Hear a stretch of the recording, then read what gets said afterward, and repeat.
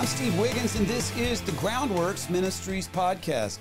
Today we're reading from the book of Jeremiah, chapter 18. Let's focus on verses 1 through 4. This is the word that came to Jeremiah from the Lord.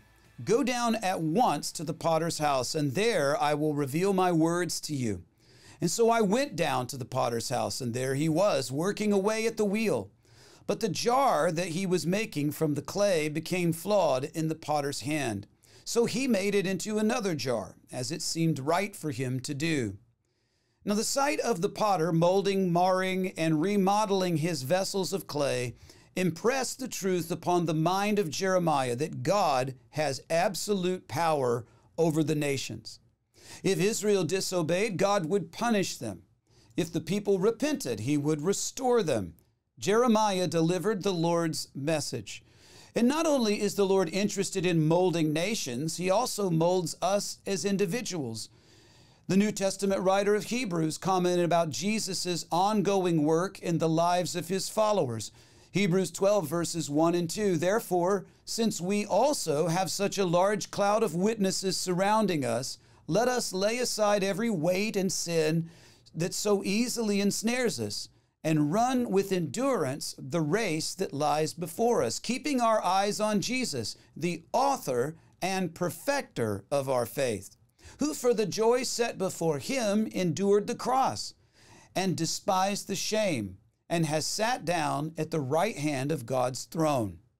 Now, some believe that God created the world, set everything into motion, and has really just kind of been resting ever since.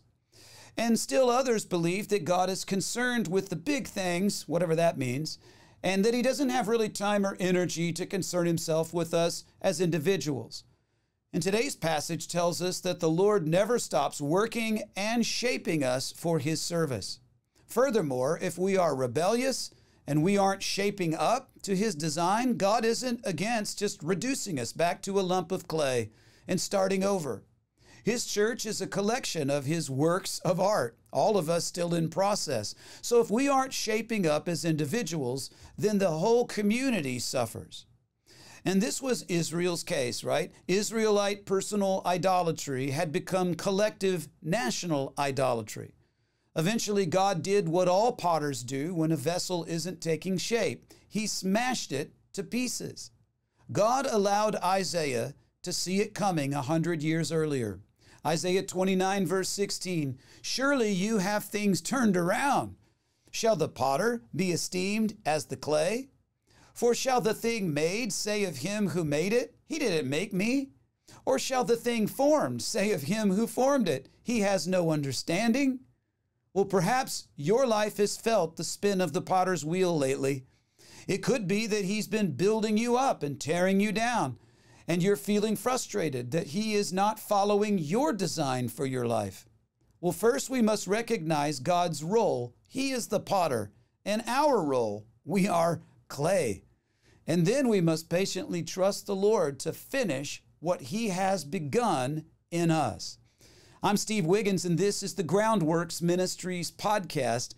Now, Groundworks Ministries operates entirely through financial donations from faithful people like you. And yes, we need your monthly support. Donating is secure and it's easy at our website, groundworksministries.com.